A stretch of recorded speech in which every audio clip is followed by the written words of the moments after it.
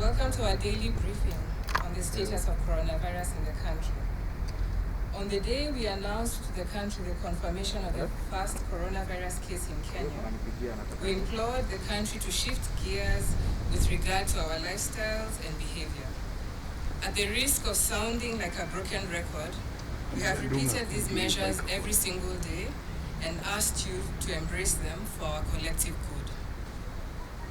These measures include regular and thorough washing of hands with soap and water and running water, or use of alcohol-based hand sanitizers, maintaining a social distance of at least 1 meter between each other, maintaining good respiratory hygiene by covering the mouth and nose when sneezing or coughing, staying at home whenever you feel unwell with symptoms like fever, cough, and difficulty in breathing, and utilizing our 719 call center number, masking oneself with appropriate masks whenever in public spaces, and correctly disposing the masks.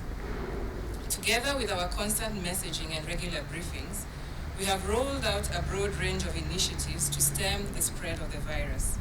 The initiatives have been rolled out under the One Government approach, including a cross-section of ministries, departments, and agencies. We have also worked with our development partners, county governments, private sector, and people who have extended their goodwill to prevent the further spread of this virus. Towards this end, we are working to scale up the various interventions that we have. We are working to scale up availability of personal protective equipment to enhance our capacity to be able to combat this virus and to protect our health workers and medical staff. We continue to train the different cadres of personnel to be able to handle the various aspects in terms of dealing with this global pandemic. In collaboration with other government agencies, departments, and institutions, we have enhanced the country's capacity to mass produce hand sanitizers, and the distribution of the same is ongoing. We have also continued to issue various interventions, including the presidential directive on the countrywide curfew, cessation of mass gatherings, amongst others, and all these interventions, my fellow Kenyans, have grown a great mile in helping us fight against this virus. Our dedicated health workers and medical staff have been of tremendous help in the country's efforts to stem the spread of this virus. Together with measures taken so far to enhance their capacity and protect them, we are hiring 500 more doctors to help us combat this menace. In terms of our local supply, should we extend the current production capacity we have of our medical workers in the country, we shall go an extra mile to protect Kenyans by seeking collaboration also with our international partners to be able to have the right number of health personnel that we require. We do appreciate the risks placed to our health workers, and we have gone ahead to set up separate isolation and quarantine centers for our health workers and medical staff.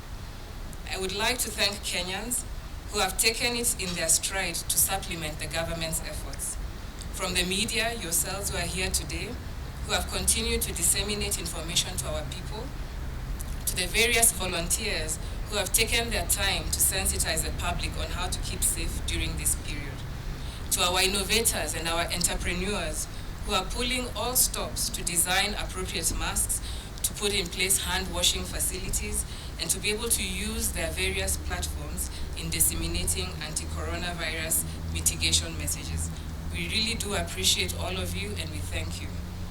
For our corporates, I'm pleased to announce today that Safaricom PLC has offered us the utilization of their more than 175,000 agents across the country to provide a logistic and distribution system for us. And as we continue, we shall appraise you of how that will work.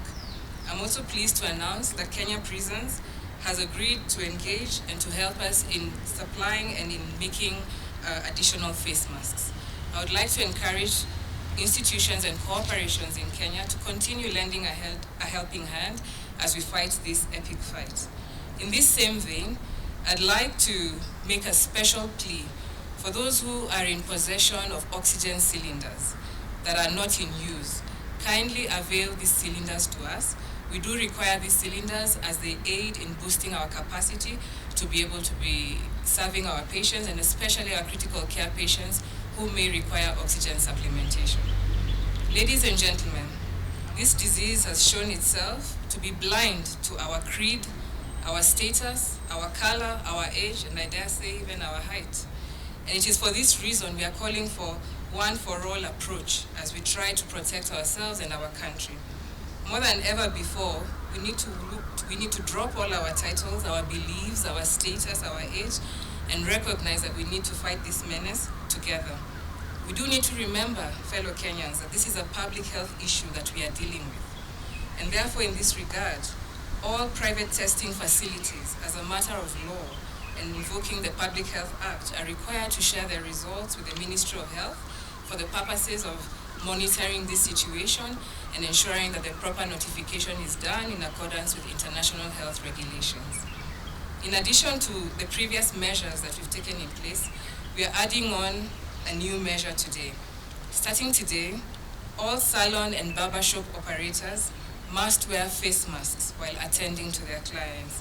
Further to this, we shall be giving further instructions on how you restrict the number of clients you have in a salon to avoid the crowding in our salons and barbershops. We must also ensure that our salons and barbershops have hand sanitizers and their clients actually maintain social distancing and they practice basic hygiene in their operations.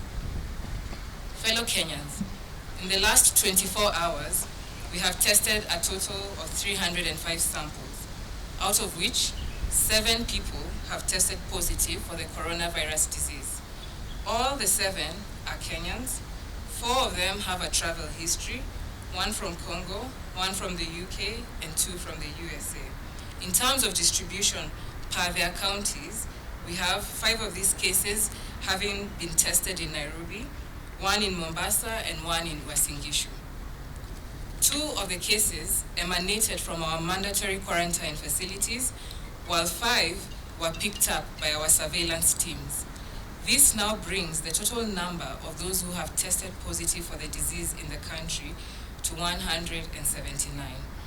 In terms of age breakdown, of all our 179 cases, 3 of these cases are below 15 years of age, 49 of these cases are between 15 to 29 years of age, 114 of these cases are between 30 to 59 years, while those above 60 are 13.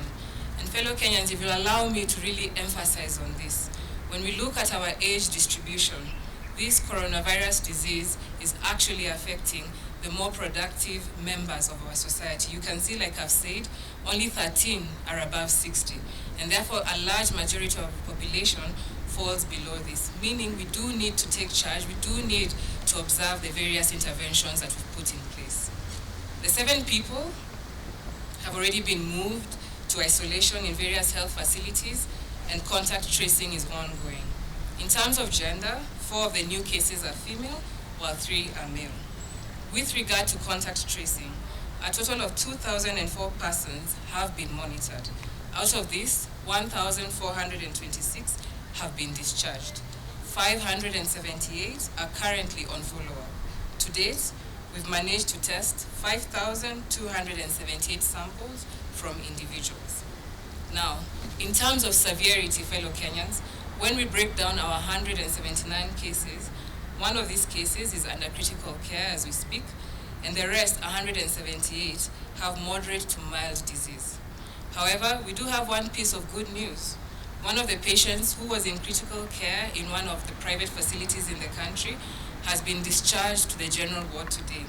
This is a Kenyan who was in critical care, who was on ventilator support. He has now been taken off ventilator support and required to celebrate the various doctors who have been aiding in his recovery. 2 additional cases have been discharged in the last 24 hours. I want to wish all the affected Kenyans a quick recovery, and I thank you for your attention. We can have questions now.